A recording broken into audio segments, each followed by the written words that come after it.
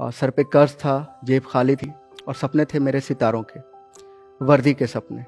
मुझे जॉब की टेंशन नहीं थी, मुझे सिर्फ वर्दी चाहिए थी। मेरे साथ साथ घर वालों के भी सपने टूटे। मैं ये सोचकर उस दिन दौड़ा था कि आज या तो दौड़ निकलेगा या दम निकलेगा।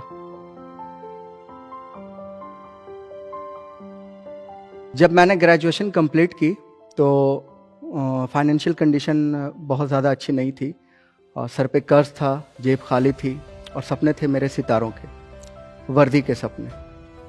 घर आया तो घर के सामने हमारी एक ज़मीन थी, ठीक घर के सामने। अम्मी ने कहा कि इसको हम बेच देते हैं बच्चों की पढ़ाई के लिए। वहाँ एक ट्रेंड था, ज़्यादातर लोग सऊदी जाते थे या फिर बाहर जाकर काम करते थे। अम्मी स्ट्रिक्ट रहीं, बोली कि नहीं, हमारे बच्चे पढ़ेंगे। और अम्मी के कुछ गहने थे वो भी बेचे गए। फाइनली मैं पटना आया। पटना आने के बाद एक हफ्ते तक इधर उधर घूमता रहा, कोचिंग्स के चक्कर लगाता रहा, बट कहीं कुछ समझ में नहीं आ रहा था कि कहाँ शुरू करूँ। और फिर से परेशान हुआ तो मेरे एक सीनियर दोस्त थे, उन्होंने रहमान सर के बारे में बताया कि वहाँ जाओ।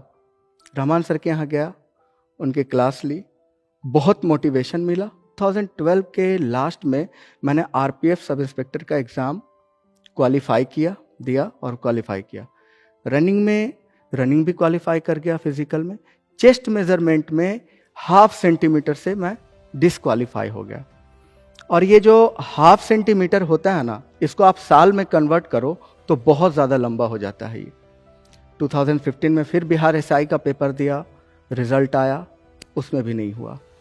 अब मैं अंदर से टूटने लगा।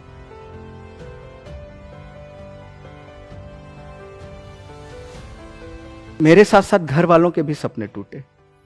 अम्मी ऐसे रोई जैसे मैं मर गया हूं। पहली बार पापा की आंखों में आंसू देखा। हमने कभी पापा को रोते नहीं देखा था।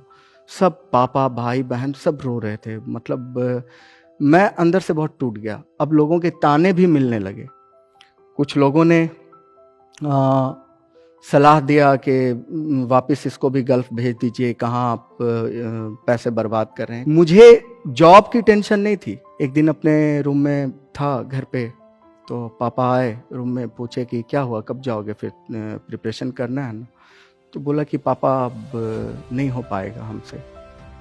तो पापा मेरे बगल में बैठे और बहुत खामोशी से पापा ये बोले कि देखो बेटा, तुम लोगों के लिए मिसाल बनोगे, तुमको अब मिसाल बनना है।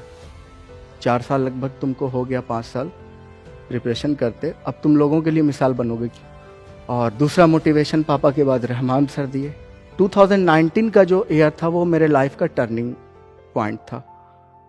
64th बीपीएससी का प्री क्वालिफाई किया और उसका मेंस भी लिखा मैंने।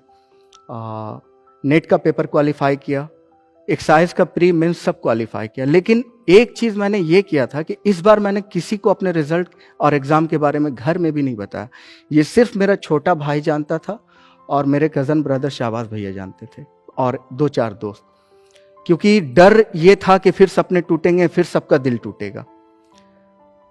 हज भवन से कॉल आया फिजिकल के लिए। ट्रैक पे मैं रनिंग के लिए खड़ा हुआ तो मैं ये सोचकर उस दिन दौड़ा था कि आज या तो दौड़ निकलेगा या दम निकलेगा। और ये सोचते हुए मैं दौड़ा। अल्हम्दुलिल्लाह सारे स्टेजेस पार करता हुआ और मेरा हो गया सब कुछ कंप्लीट। एक्साइज एसआई में मेरा सिलेक्शन भी हो गया। तब घर में बताया और घर वाले शॉक थे, सरप्राइज थे कि मतलब ये कैसे हुआ। तो फिर मैं बताया कि इस वजह से मैंने छुपाया था। और इस बार फिर सबकी आंखों में आंसू। जब घर में ये पता चला, सबकी आंखों में फिर से आंसू था। मेरे फेलियर पे नहीं, इस बार मेरे सक्सेस पे।